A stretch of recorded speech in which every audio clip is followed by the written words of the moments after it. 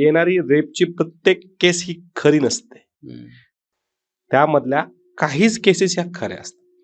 बऱ्याच वेळेस केसेस या ज्या आहेत त्या गैरसमजुतीतून दाखल झालेल्या असतात. एक आपल्या पॉडकास्टच्या माध्यमातून एक उदाहरण देतो. एक मुलगी एका मुलाच्या प्रेमात पडली.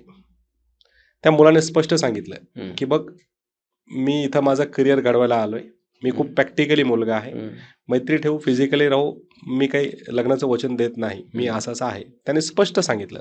पण मुलगी म्हणली ठीक आहे, आपण मित्र म्हणून राहू. मग दोघं मित्र म्हणून राहिले. परंतु नंतर त्याला आउट ऑफ कंट्री जायचं होतं, त्याला त्याचं करिअर बघायचं होतं, लग्नाच्या गाठीत पाडायचं नव्हतं.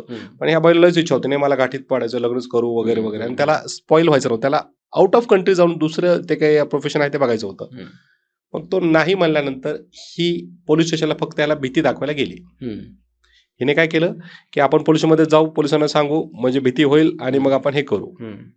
मग पोलिसांनी तसंच केलं. त्याला बोलवलं फोन करून की बाबा ये इकडे, काय म्हणते, असं आहे, बसू. मग हा आला. हा म्हणला साहेब नाही, मी सांगितलं होतं हिला वगैरे वगैरे, असंच आहे आणि नाही करू शकत.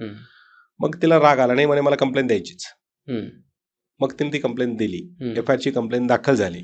नंतर हिला खूप पश्चाताप झाला. तर कधी कधी अशा प्रकारच्या केसेस होतात.